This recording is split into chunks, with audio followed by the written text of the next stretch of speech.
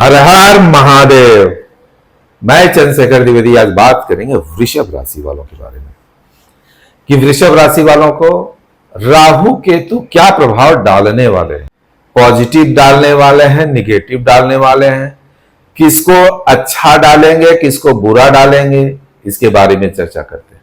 न जाने कितने वृषभ राशि वाले होंगे, सबका जीवन तो अलग अलग होगा, सबके जीवन में अलग अलग प्रभाव डालेंगे। वृषभ राशि तो एक ही है ना, लेकिन प्रभाव क्यों अलग अलग बढ़ता है। कोई इसे प्रभावित होता है अच्छा, कोई इसे प्रभावित होता है खराब। क्यों होता है प्रभावित अच्छा खराब? कोई तो रीजन होगा। कोई तो खुश होता है और कोई दुखी होता है, या क्यों ऐसा होता है, इसके बारे में चर्चा करते हैं। और क्या प्रभाव पड़ने वाला है, इसके बारे में चर्चा करते हैं।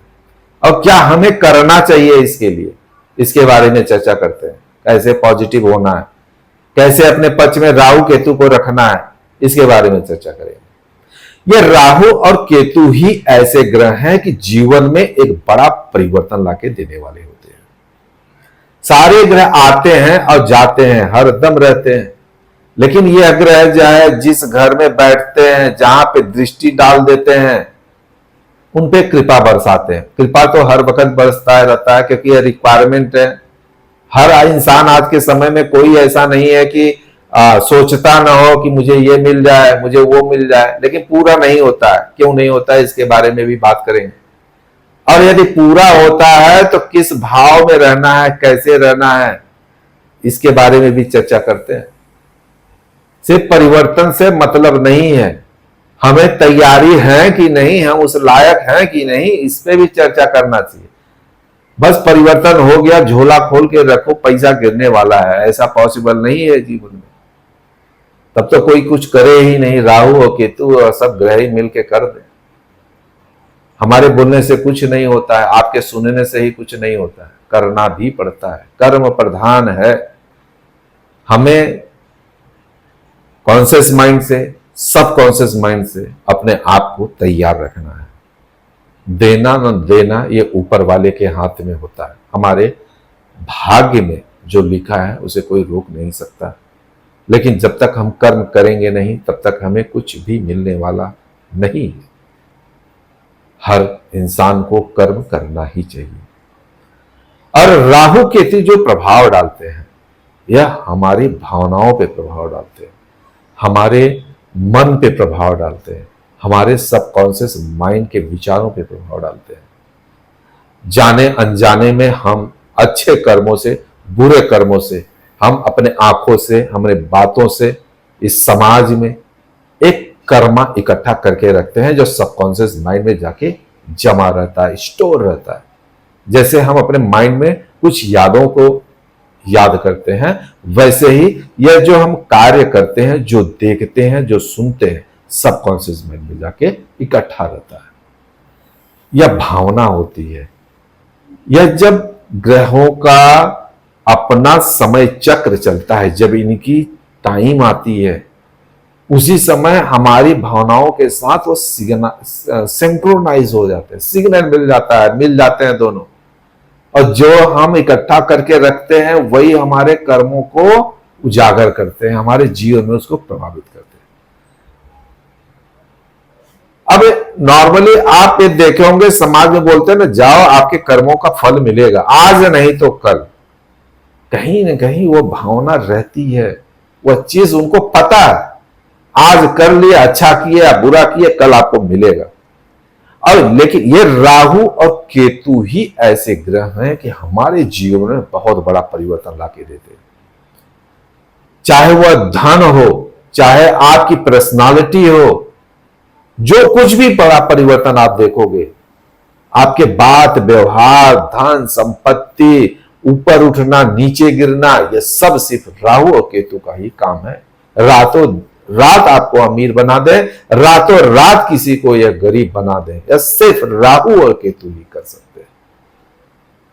तो यह प्रभाव वृषभ राशि वालों पे क्या पड़ेगा, किस भाव में पड़ेगा, इसके बारे में चर्चा करते हैं। अब राहु जो है वृषभ राशि वालों के 10वें भाव में बैठा हुआ है, ताकि मुझे अच्छा स्वभाव मिलना चाहिए, मुझे स्टेटस हमारा ऊंचा होना चाहिए, मुझे अच्छे से रहना है, अपनी पर्सनालिटी को निखारते हुए नजर आओगे, स्टेटस मिले ऐसी भावना नजर आएगी आपको, और मिलते हुए भी नजर आओगे।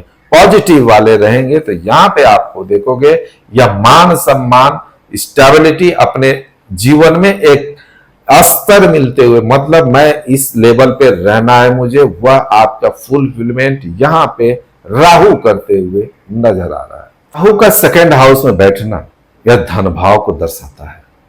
इस समय काल में आप देखोगे धन के पीछे भागते हुए नजर आओगे।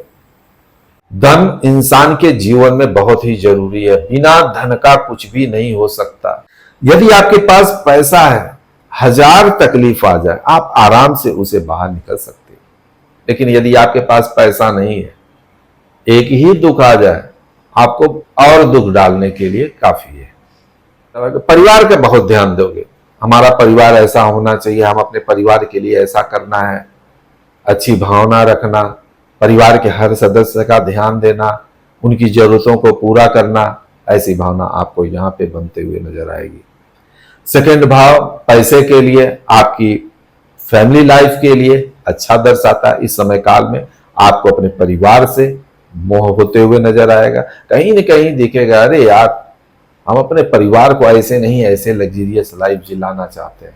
यह भावना आपके अंदर आएगी और करते हुए भी नजर। आपको अपने स्वास्थ्य पे विशेष ध्यान देने की जरूरत है, क्योंकि राहु की दृष्टि 6 भाव पे पड़ते हुए नजर आ रही है। 6वें भाव पे राहु की दृष्टि अच्छा नहीं माना जाता है।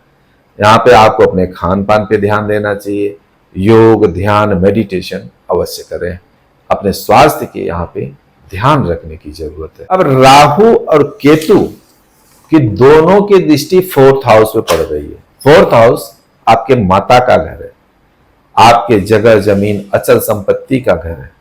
यहाँ पे राहु और केतु दोनों का संयोग बनते हुए नजर आ रहा है, मतलब दोनों की दृष्टियां एक साथ यहाँ पे पड़ते हुए नजर आ रही है। यदि आप कहीं जगह जमीन लेना चाहते हो, कोई प्रॉपर्टी खरीदना चाहते हो, प्लॉट लेना चाहते हो, घर बनाना चाहते हो, यहाँ पे आपका काम होते हुए नजर आएगा। यह समय काल आपके लिए काफी शुभ माना जाता है।